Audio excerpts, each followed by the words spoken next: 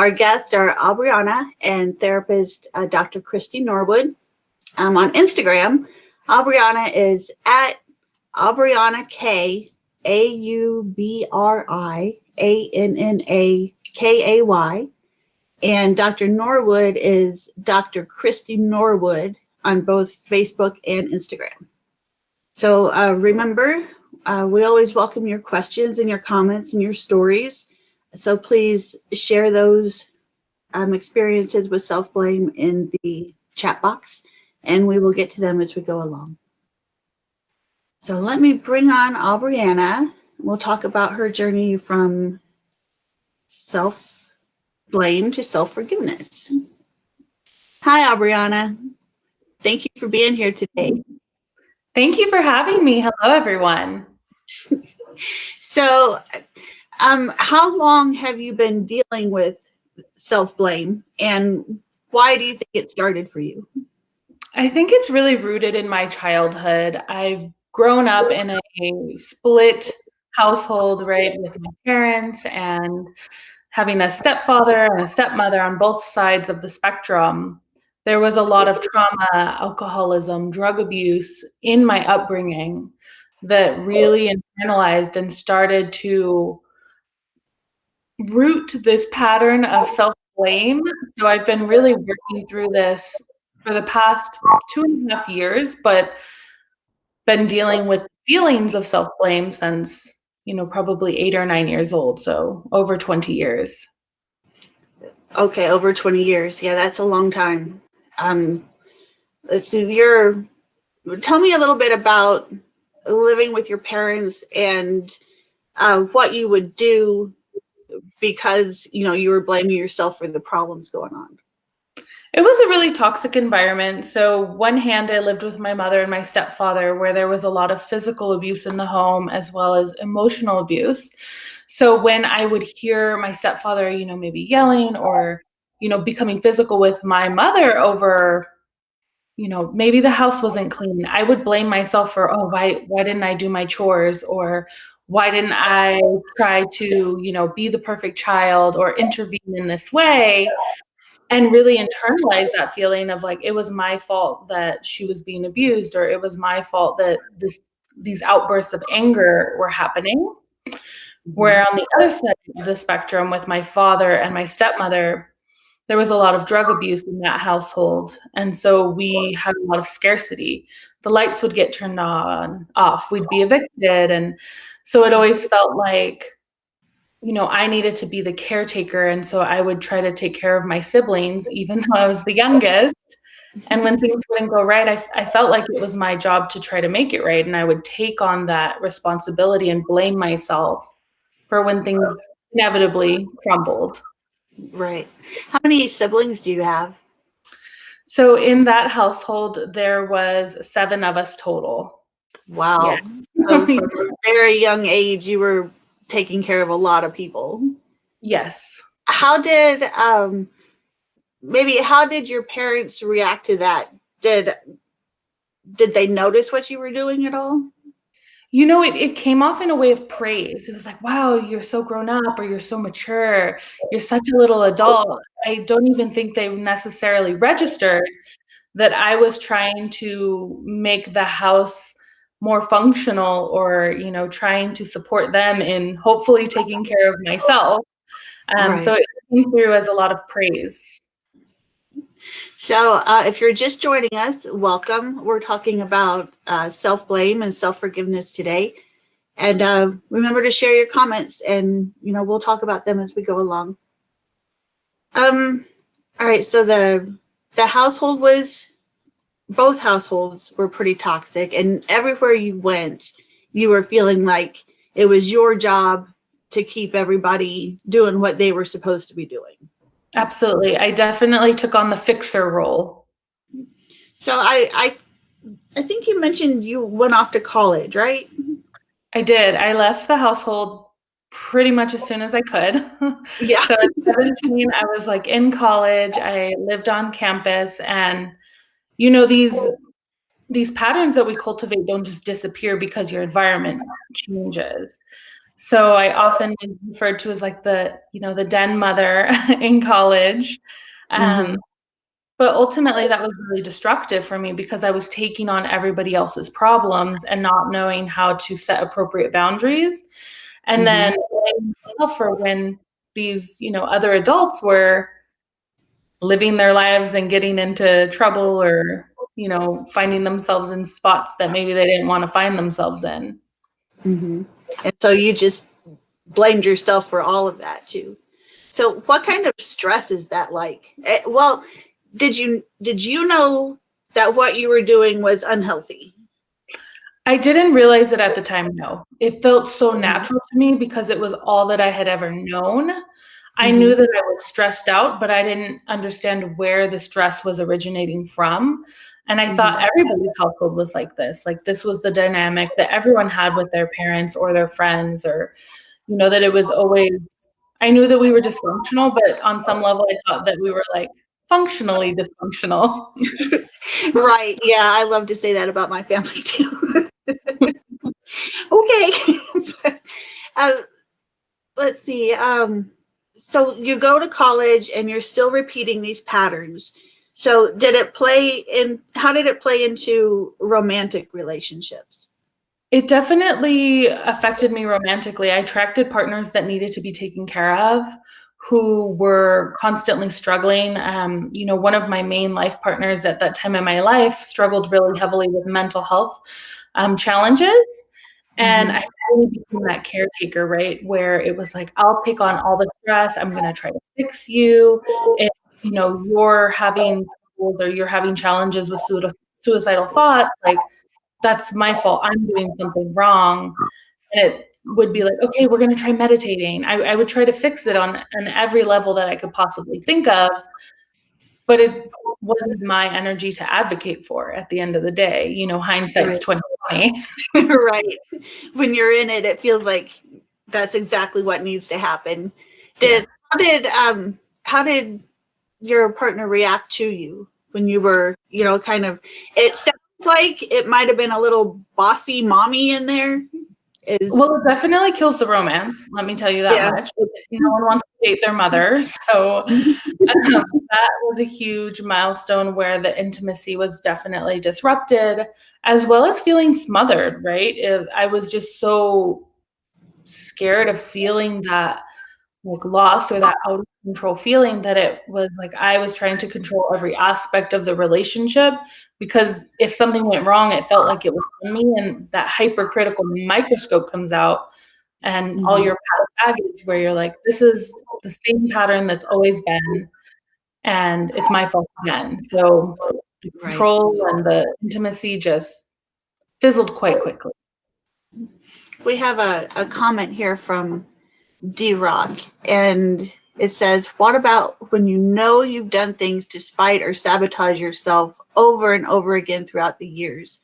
How do you not blame yourself for that when you've deliberately ruined your life? Wow, that's a heavy question right there. I don't know if we give an answer for that, but do you find that you have sabotaged yourself? Like, have you known something was unhealthy and then continued doing it because it was comfortable? 1000%.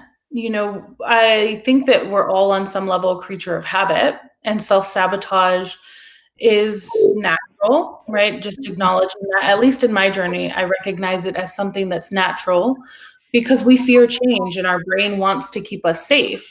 So we're going to stick to what we know. It's the devil you know or the devil you don't know. And I've Mm-hmm. definitely found myself gravitating towards toxic situations where I know that they're not good for me logically, but emotionally that's my safety zone because it's what I'm used to. And I think now, through the constant practice of like moving out of that emotional state and leaning into this discomfort a little bit more, it, that constant battle never is going to completely go away. Well, at Mm-hmm. least I haven't experienced that yet. But it's just trying to make those small decisions, like the incremental shifts. It's not going to be a conquer Rome in one day. Right. So I guess as we move into how you're doing today and how you're working to forgive yourself, what is it that you need to forgive yourself for? I mean, you were a victim as a child. You learned these patterns naturally. You know, you've never purposefully set out to hurt anybody, you know, using these patterns. So what is it about the self-forgiveness for you? That's a wonderful question. And I love the way that you frame that. Because, yeah, I was a victim and I was a child, but I think that I'm forgiving myself for being so hard on myself in those situations and allowing those patterns to continue, because I blamed myself for a long time in my early 20s and mid 20s of I'm not further along in life because of these things, and I had the power to correct them, but I didn't. And so I really had to do a lot of self-forgiveness of, you have to do what you can with what you have from where you are, and forgive myself for not knowing better, and forgive myself for feeling that resentment towards my parents, and forgive myself for, feeling resentment towards my childhood because I did take on those things when I didn't know better. So it's kind of this multifaceted ball of forgiveness here. So we have Sandy 32 says, I engaged in self-blame because I didn't want to make others feel bad. So I took all the blame for anything. And it had a lot to do with low self-esteem. Do you think it's hard to gain self-esteem when you're growing up with abuse, right? So do you remember a time or do you feel like low self-esteem played into the self-blame? Absolutely, right? If you're growing up in a toxic household like me, or really abusive household, you're not getting that, nurturing attention that you may be wanting. And so when you take the blame for your parents or your siblings and they praise you for it, it's like that instant hit of dopamine. You're like, oh my gosh, yes, I did something right finally. And you're like, I can feel good about myself. And then it creates that rooted pattern, because then you want to feel good again. And if that's the only thing you're getting praised for and you have nothing else to feel good about, then absolutely, it helps to give you that false sense of, Right. you know, self-esteem. I love that everyone is sharing their experiences in the comment box. So if anyone has experience with abuse or, maybe alcoholism or addiction, I know how incremental that was in my formative years. I'd love to hear more about that. And and Homagi TV over on YouTube is enjoying the show. They say this is thank you for coming on and being honest and sharing with us today. And okay, so there's that one. All right, so what made you finally realize something has to change? What was it that brought you to the point where you needed help? I really came to like a mental break. So earlier in my childhood, I had ulcers because of the amount of stress that I was under, and I didn't understand what that was at the time. But in my early adulthood, I was starting to have a lot of stomach troubles. I had gained over 80 pounds. And this was in my relationship with my partner at the time, who was trying to take her own life. And I was like, microscoped in on our life, like, how can I control this? Where basically everything imploded. The relationship went to crumbles, my finances went to crumbles because it became a single income household. My health was rapidly declining. And I finally got to the point of like, okay, I need to reach out for help. I can't take this all on my own, because I was emotionally drained. I like couldn't even think about going to work. I was just like a zombie. And that's when I really came to the realization of, okay, we've got to do a 180 here, because this is not how I can't function like this. And who did you reach out to? So first I reached out to my family. I reached out to my mom and some close friends, and they really, from the outside perspective, were like, whoa, I can't believe you're taking this much on. And they were like, you should really seek therapy. And so that's when I reached out to a therapist. specifically a trauma-informed therapist, I felt like was incremental in my journey. And that really helped me to shift and reframe things. Yeah, I've heard that trauma-informed is really important, and I'm surprised they just don't teach everybody that in school. But maybe it's a new thing, and they'll come around, I hope. Yeah. And everybody remember to send in your thoughts and comments. And let's see. Oh, put up a link to your Instagram, which is at Aubrianna K. Oh, that's the wrong question. So you started therapy, and did your therapist kind of identify right away, you're blaming yourself for everything, and when that sort of thing happened, did you have light bulbs, or did you identify, or was it still kind of so hidden and buried that you didn't really know what she or he was talking about? Right off the bat, she brought to my attention my coping mechanism of trying to be the fixer and taking on the responsibility and the blame of my family. And I think that it wasn't so much of a light bulb as I just felt seen. Like I felt like someone understood what I was talking about in the dynamics that I had with my family, because when I would talk to peers or friends or others in college, I got a lot of sideways looks like, that's interesting. My family's not like that. And I was like, oh, okay, so maybe not everyone's like this. Right. So you said you've been working on this self-forgiveness for 2.5 years, somewhere in there. And where are you at in the process now? I would say that I'm at a place where I really do fully forgive my past, but there's still moments where I find myself slipping back into old patterns, and I have to slow down, back into my body, recenter, and go, okay, why am I trying to control this situation? Why am I trying to take responsibility or blame myself for this outcome? But I feel I've really done a lot of work to have that healthy relationship with my inner dialogue and my patterns. I don't think it's something I'll ever feel arrived at or completed with, but definitely have come so far, just really understanding how to forgive myself. And that was the first step, is how do you do that? Oh, you just mentioned talking to your parents again, and so I assume that you still have a open relationship with your family. Yes. Okay, so we talk about forgiveness of other people, and do you feel that you have to forgive everybody who was involved in your trauma to be able to move ahead?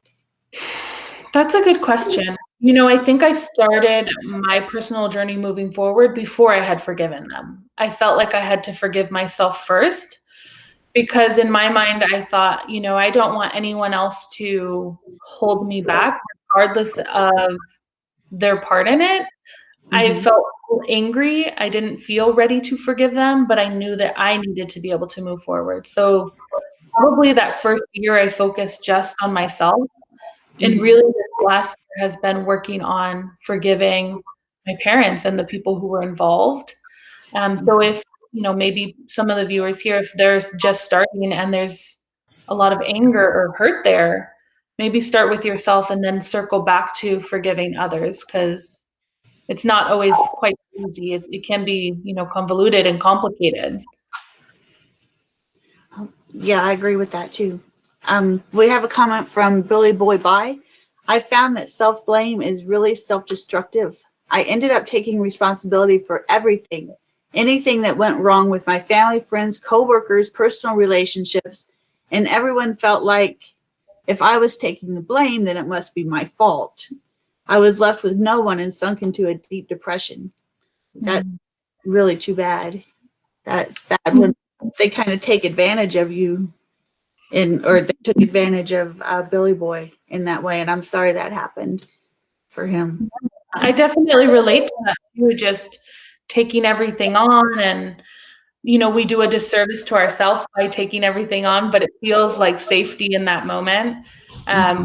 don't allow anyone else to carry their share. And we really take on that burden and we wear ourselves out and end up with nothing. Yeah.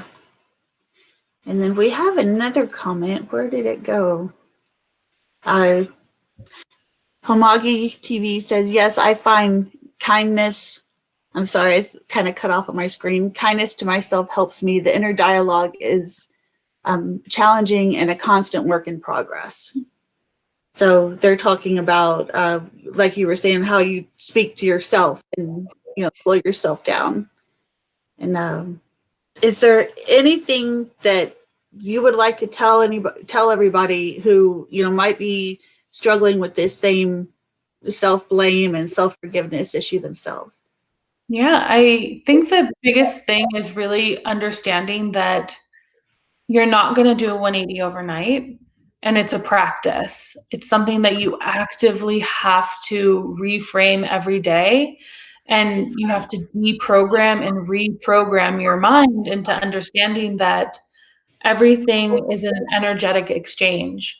And if you're taking on the blame and you're blaming yourself for everything, you're not allowing your parents or your partner or your friend to also join in that relationship with you, and you're just isolating yourself. So just know that it's going to take time and it's practice, but it's worth it. Well, I want to thank you so much, Aubrianna, for being on today. And, I hope to be able to talk to you again, and I wish you luck on your continued journey. And thank you so much for being here. Thank you so much for having me, and thank you everyone for the comments and the support. It's really a pleasure to be on here today. Bye-bye. Bye. All right, so next I'm going to bring on Dr. Christie Norwood. She's the founder of Remind You LLC, and that company educates and uses therapy to help overcome stigma. So here she comes. Hi, Dr. Norwood. Hi, how are you? I'm good. How are you doing? I'm doing pretty good, Kelly. Thank you. So why do people turn to blaming themselves? What makes us do that? Yeah, I think sometimes we have experiences. So one thing that can happen is the world can tell you it's your fault, right? If you can't figure out someone else to blame, kind of the natural response is the world can say, well, it's your fault. Those are the messages that you can kind of receive. And so sometimes we internalize those messages, right? It couldn't have been mom's fault. It couldn't have been dad's fault. So it must have been my fault, even though I was a child, even though I was 10 or 15. And we learn to take those things in and to sort of own those as our own. And, the other piece is sometimes even adults can tell children that, this is your fault. You are to blame for being sexually abused. You are to blame for this bad thing happened. If you hadn't done X, Y, and Z or made this decision, then there would have been a different outcome. And so over time, we receive those messages and try to make sense of them, and we start to believe them. Mm-hmm. Yeah. Is that ever helpful when you blame yourself for things that aren't your fault? Does it ever have a positive spin to it? Typically, it does not, because often it becomes what we call self-deprecating, right? Where we just continue to say, I'm at fault, I'm at fault, I'm at fault for something that's happened in the past that we can't change. And then unfortunately, that message continues into the future. So then something happens, and it could be something small. I could be pre-pandemic. I could be, at Target or a social event or something like that. And I step on someone's foot and I think, oh, it's my fault, right? And then I start blaming myself for something that was an accident, right? And so a lot of times we start to kind of magnify things that are small, they become bigger. And eventually that kind of crushes our self-esteem. It crushes how we think about ourselves. It can lead to depression and anxiety and a low sense of self-worth. Mm-hmm. Yeah, I like that too. So the self-blame isn't just a symptom of a mental health issue. It's also can be the cause of a mental health issue. Do you think that's true? Absolutely. It can lead to mental health challenges. So if I'm constantly telling myself, I'm to blame for bad things that happen, right? Like if I test positive for COVID-19, I'm to blame for that. If there's, my family members get into an argument, I'm to blame for that. Then I constantly start saying the inherent messages, you know what, Christie, you're a bad person. You're not anytime you're around, something bad happens. And I start to believe that that's true. So then when I, meet you, Kelly, and we go out for coffee and, you decide, I don't really like her. I don't want to be her friend. I think, you know what? I'm to blame for that. When really, it just wasn't a match, right? And so it's so important kind of what we tell ourselves when we think about this concept of self-forgiveness and self-worth and self-acceptance, that the messages that we take in, not only from other people, but the messages that we tell ourselves, we have to stop and pause and say, is this accurate, right? Or where is this coming from? Is this voice the voice of my mom because she told me this, all growing up? Now that I'm an adult, I'm still believing it, even though on some level I know that it's not 100% true. Mm-hmm. So what kind of things, you kind of just went over a little bit, sorry, my brain is like 100 miles ahead of me. That's okay. No problem. Let's say that I've grown up like Aubrianna and I'm blaming myself for everything, but I think that's abnormal because I've done it my whole life. So if I am blind to what I'm doing to myself, is there anything that might make me wake up to it? What might I do or say to myself that clues me in that, wait a minute, that's not your fault. Why are you saying that? Yeah. So typically what we can do, there's kind of this ABC model that mental health sometimes use. So it's like something happens and it leads us to a thought, right? Some sort of belief about ourselves, which leads us to emotions. So for example, I might be constantly finding myself feeling sad or feeling anxious or feeling irritable. And so then I need to say, well, what happened today that triggered more sadness, right? And then I need to say, okay, well, my toddler was, acting up today, or my child was not acting in the way that I wish they would have. And so then I need to think, okay, well, what's the thought behind that? What does that say? What am I telling myself about me? And I might be saying, I'm not a good mom, or I'm not good enough, or again, bad things always happen to me. So one of the things we have to kind of check is, why am I feeling these feelings? And are they harmful to me? And so typically until something stops working for you, that's when you stop and check, right? Where you say, I don't like this feeling of feeling sad all the time, or I don't like feeling anxious every time, I'm going on a job interview, or things of that nature. And when you don't like those feelings, or you don't like certain behaviors, that's when you need to say, what's the thought that I'm having right before I feel sad? Or what's the thought or the emotion that's kind of leading up to that? And so you just think backwards a little bit.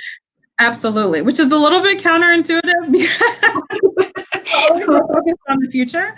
But, as Aubrianna was saying, like, we have to kind of stop and then reflect on like what we're feeling and then think backwards. Because once we go back, because it's so automatic, it happens so quickly. Once we go back, then when the next situation arises, we can shift that thought, right? I might be having the thought that I'm a bad mother or a bad person, but that's just the thought that I'm having.